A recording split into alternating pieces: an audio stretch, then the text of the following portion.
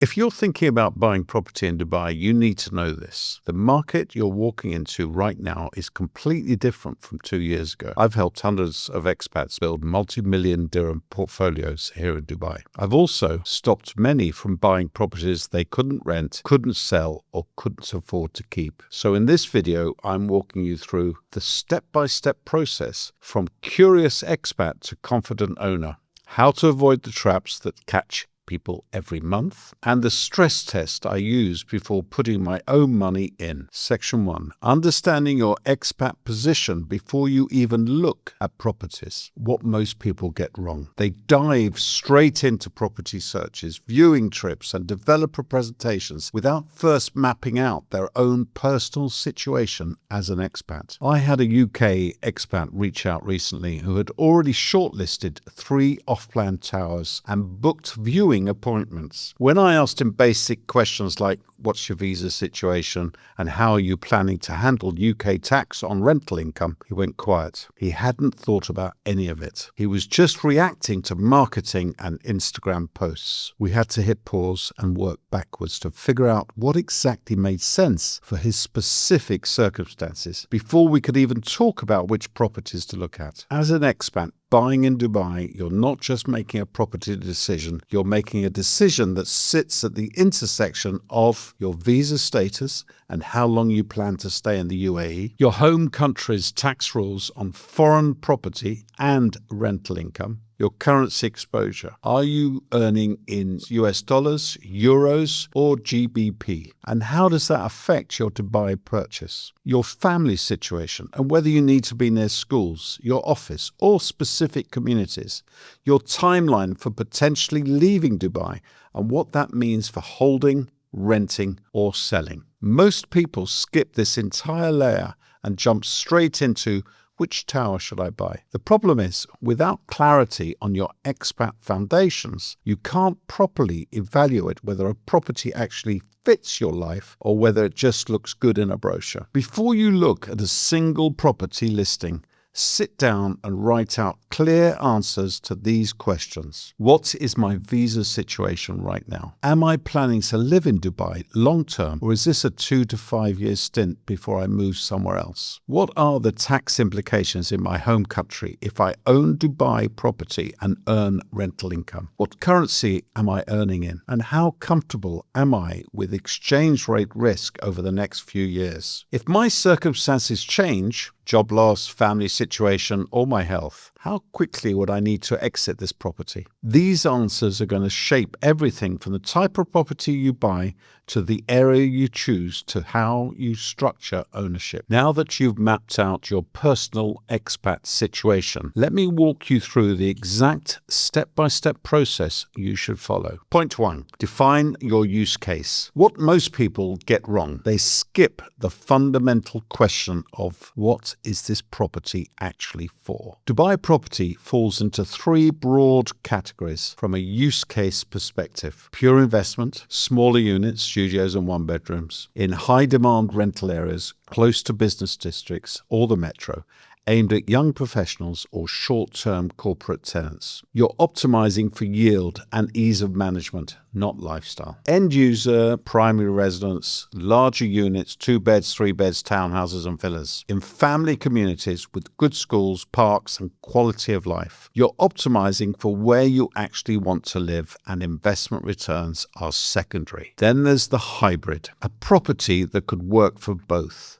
but usually with compromises. Maybe it's a well-located 1 bed that you could live in comfortably for a year or 2, but also rent out easily when you're not there. This only works if you're honest about the trade-offs. As an expat, your visa situation, your timeline, and your family circumstances will determine which of these actually makes sense. Be brutally honest with yourself and write down your primary use case in 1 sentence. For example, I'm buying a property to live in from 2026 to 2028 while I work in Dubai. I want something I can sell easily when I leave. Or, I'm buying a pure investment property to rent out long term while I live somewhere else, and I want stable cash flow with minimum hassle. I'm buying a property to make money with a plan to sell during construction on completion, or long after. Whatever you choose, use that sentence as a filter for every property you look at. If a property doesn't clearly serve that purpose, cross it off your list immediately.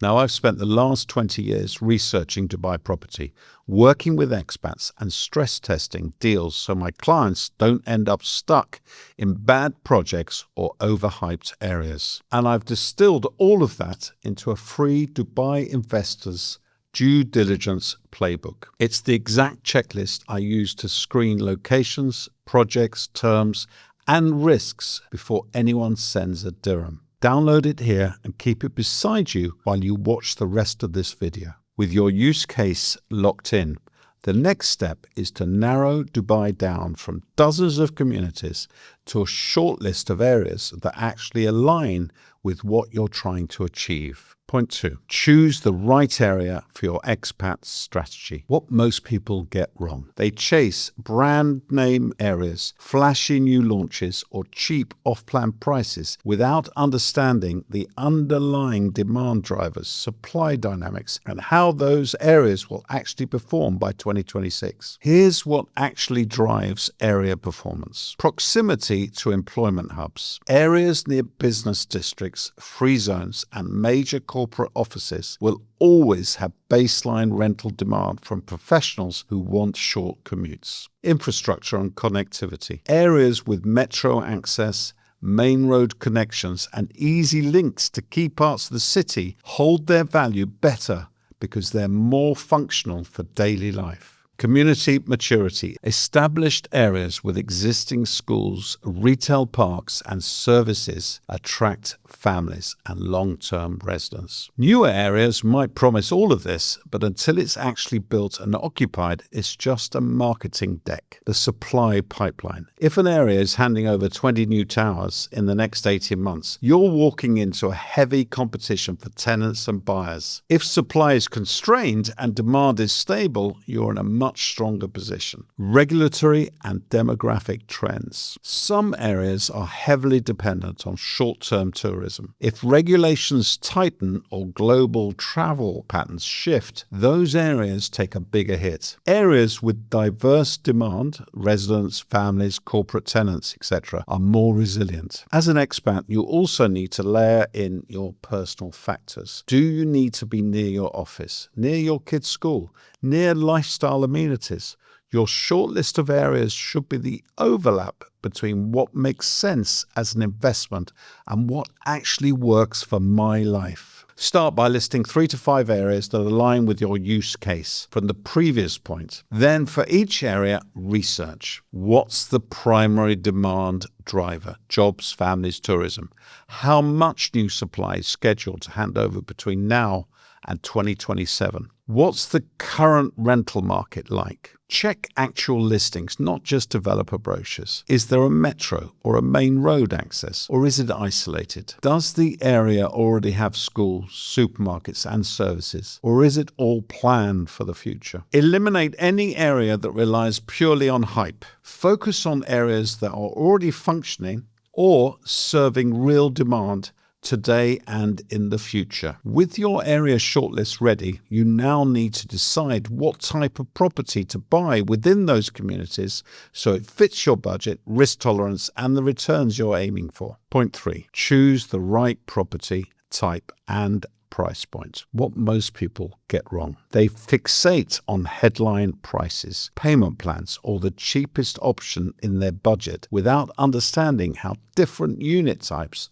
layouts, and buildings perform in the real rental and resale markets. Within any area, you've got multiple property segments: studios versus 1-beds, 2-beds versus larger units, new off-plan versus ready secondary stock, budget versus mid-market versus premium, managed buildings with facilities versus simpler older buildings. Each of these segments behaves differently in terms of tenant profile, turnover, competition, management, and service charges. As an expat, your budget, your tolerance for hands-on management, and your timeline will determine which segment makes sense. A unit that looks cheap on a per square foot basis can be expensive in terms of vacancy, maintenance issues, and tenant churn. Narrow your property brief to 1 or 2 specific unit types. Example, 1, 2, or even a 3-bed, in 1 or 2 specific price bands. Then look at actual market data in those segments. What are realistic, achievable rents, not asking prices? How much inventory is currently on the market in that band? What's the typical time to rent out a unit in that segment? What kind of tenants are renting them, and what's the average tenancy length? Avoid extremes. You want a property that's easy to rent, easy to manage, and easy to exit if your circumstances change. Now that you know what you're looking for, it's time to talk about the actual buying process and the traps that catch expats out every single month. Point 4, understand the buying process and protect yourself. What most people get wrong. They assume the buying process in Dubai works like their home country. They underestimate the importance of independent due diligence, and they rely too heavily on information from developers, real estate agents, or salespeople who have a vested interest in closing the deal. Dubai is a relatively expat-friendly market for property buyers, but that doesn't mean you can skip the process or assume everyone in the transaction is looking out for you. Here's what you need to understand. Off-plan versus ready or secondary. Off-plan means you're buying during construction, paying in installments, tied to milestones, and taking on developer and completion risks. Ready or secondary means you're buying a finished unit, paying in full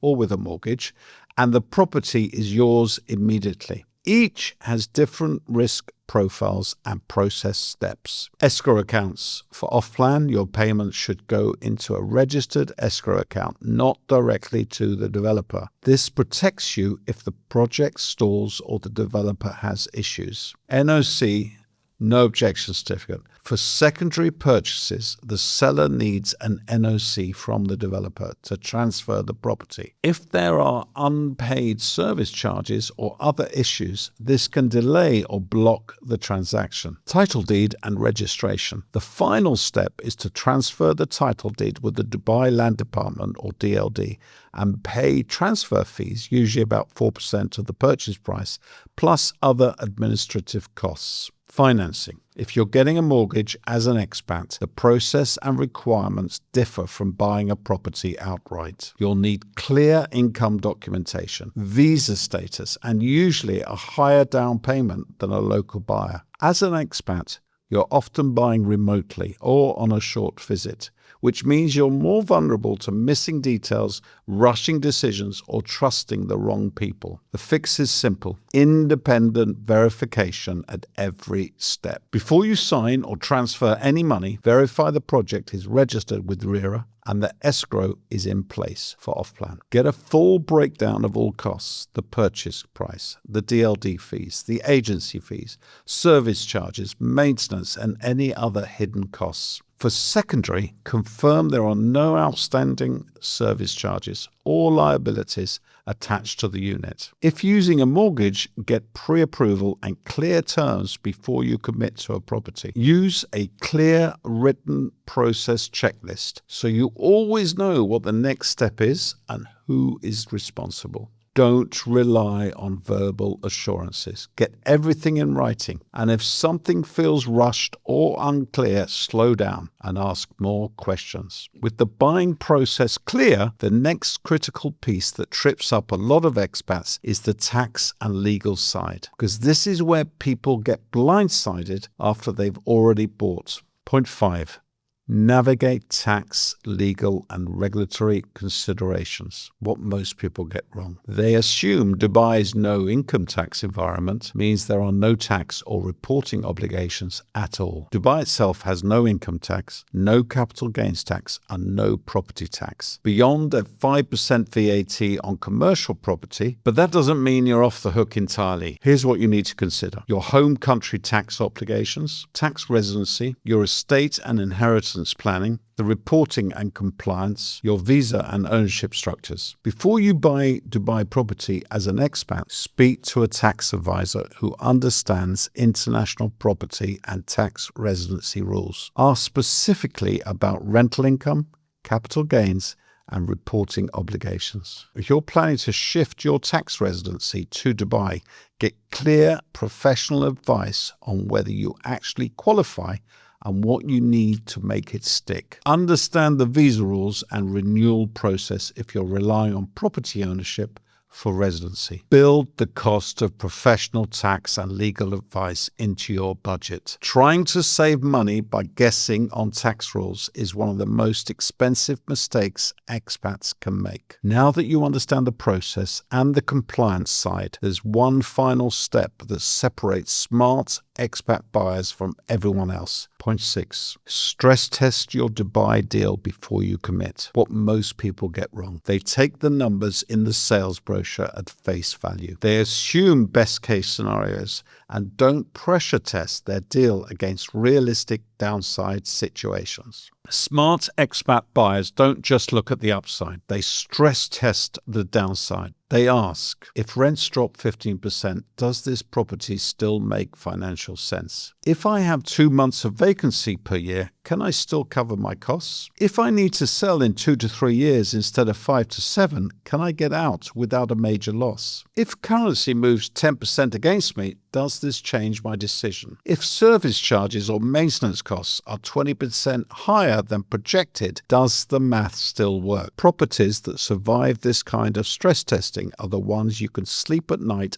owning. The ones that don't survive shouldn't be in your portfolio. Before you commit to any property, run it through this simple stress test. Rental scenario. Take the projected rent and reduce it by 15%. Assume 2 months of vacancy per year. Add realistic service charges, maintenance and management fees. Does the property still generate positive cash flow or at least break even? Exit scenario. Assume you need to sell in 3 years instead of 5 to 7. Assume the market is flat or slightly down. Can you exit without a loss? Currency scenario. If you're earning in a different currency, model a 10 to 15% move against you. Does that change your decision? Personal scenario. If you lose your job, need to relocate suddenly, or have a family emergency, can you afford to hold the property for 6 to 12 months while you figure things out? If the property passes all of these tests, it's probably a solid buy. If it only works in the best case scenario, walk away and find something more resilient. Now, it's one thing to understand the theory of how to buy safely in Dubai as an expat. It's another thing entirely to actually apply this to your specific situation. That's why my team and I offer a free strategy call where we sit down with you, look at your personal circumstances, and help you design a clear Dubai property blueprint. If you want that kind of tailored guidance, use the link below to book your free strategy call. Now, not all parts of Dubai are going to perform the same way over the next few years. Some areas are genuinely set up for long-term growth. Others are just riding hype that's going to fade by 2027. In the next video, I break down the 3 specific areas in Dubai that I believe are about to boom, and more importantly, why. If you're serious about buying in Dubai and you want to position yourself in front of the right growth, don't stop here. Click through to that now.